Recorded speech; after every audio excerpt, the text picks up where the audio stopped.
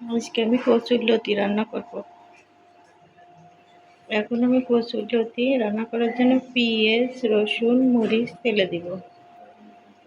এখন কচুরলতি রান্না করার জন্য মশলা কষাচ্ছি।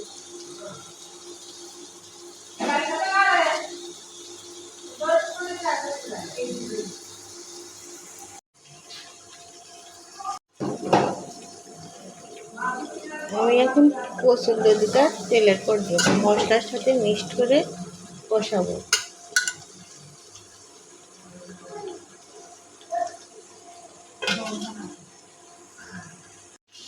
কচুরলতিটা দেখেন তেলের পর দিয়েছি, আস্তে আস্তে কষাবো এখন কচুরলতিটা।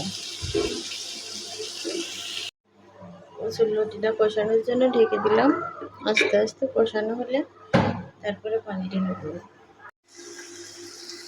আমার কচুরলতি কষানো হয়ে গেছে, আমি এখন একটু পানি ঢেলে দেবো।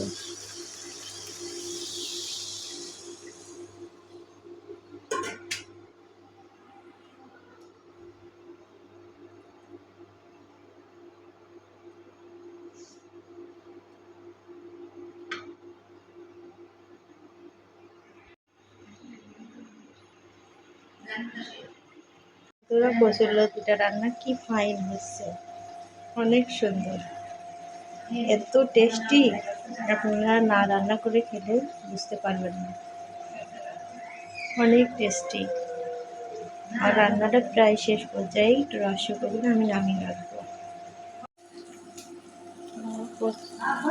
আমার কচুরলতি রান্না শেষ, আমি এখন রেডি রাখবো।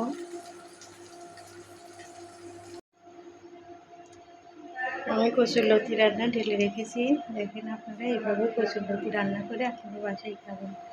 আসসালামু আলাইকুম।